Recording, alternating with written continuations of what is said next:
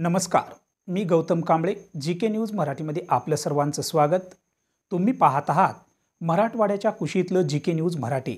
आता घेऊ विविध क्षेत्रातील राजकीय, सामाजिक, आर्थिक, कृषी आणि क्रीडा व तसेच शैक्षणिक विषयी घडामोडींचा आढावा. चला तर वळूया पुढील बातमीकडे. आता बातमी आहे अपघाताची. पाहूया सविस्तर. जनरेटरसह भरधाव वेगाने धावणाऱ्या डीजेच्या वाहनाची दोरी तुटल्याने जनरेटर व मोटरसायकलचा भीषण अपघात झाल्याने या भीषण अपघातात मोटरसायकल चालकाचा मृत्यू झालाय.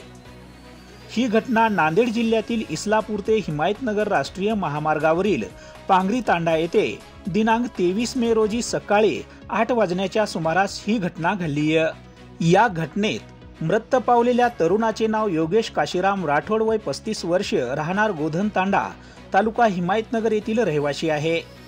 याच घटनेत दुसरा तरुण जखमी झालेल्याचे नाव गोरू अनिल राठोड, वय 18 वर्ष, राहणार बुरकुलवाडी, तालुका किनवट येथील रहिवासी आहे. योगेश राठोड व गोरू राठोड हे दोघेही तरुण मोटरसायकल क्रमांक MS 26Z 9895 या मोटरसायकलने इस्लापूरकडे येत होते. तर भरधाव वेगाने समोर येणाऱ्या डीजेच्या वाहनाला दोरीच्या साहाय्याने बांधून असलेले जनरेटरची दोरी तुटल्याने हे जनरेटर मोटरसायकलला धडकल्याने मोटरसायकल स्वार गंभीर जखमी झाला. 108 अँब्युलन्सद्वारे या तरुणाला प्रथम उपचारासाठी हिमायतनगर ग्रामीण रुग्णालयात नेले असता येथील डॉक्टरांनी तरुणास मृत घोषित केले. डीजे चालक आपले वाहन घेऊन त्या घटनेपासून पसार झाला.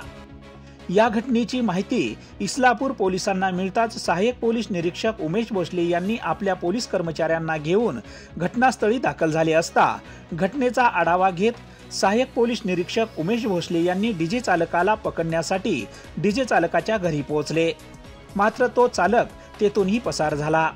Bureau report, GK news, Kinwat, Nanded.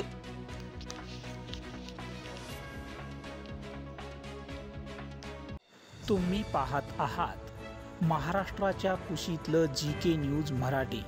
सात जनतेची, भूमी महाराष्ट्राची.